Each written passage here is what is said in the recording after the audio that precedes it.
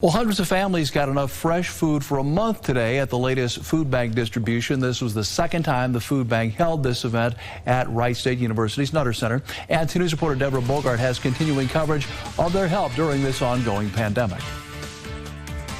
They did see less families today than they have been as people continue to head back to work. But Lee Lauren Truesdale with the Foodbank says they're not letting up anytime soon because we'll still feel the effects of the pandemic for the next 2 years.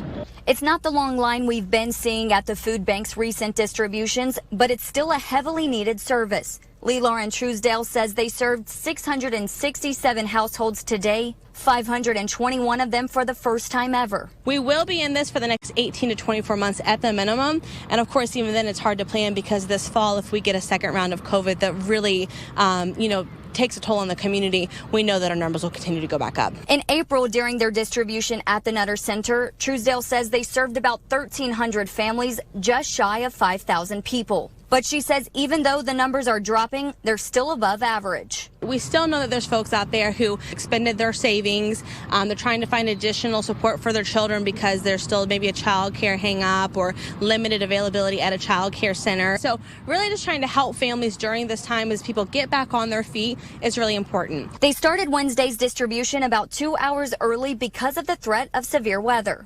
They handed out frozen pulled pork, cans of soup, and fresh watermelon. Food that their clients say will go a long way as they continue to recover financially from the pandemic. Because of the pandemic and everything being closed and all the prices going through the roof, I went to Kroger's to buy some hamburger. The 3-pound roll that I buy generally to make several meals from, I used to buy for $6 or $8, and now it's $18.57. If you weren't able to make it today, they will have a drive-through at the Foodbank tomorrow from 10 to noon. Reporting at Wright State University, Deborah Bogart, 5 on 2.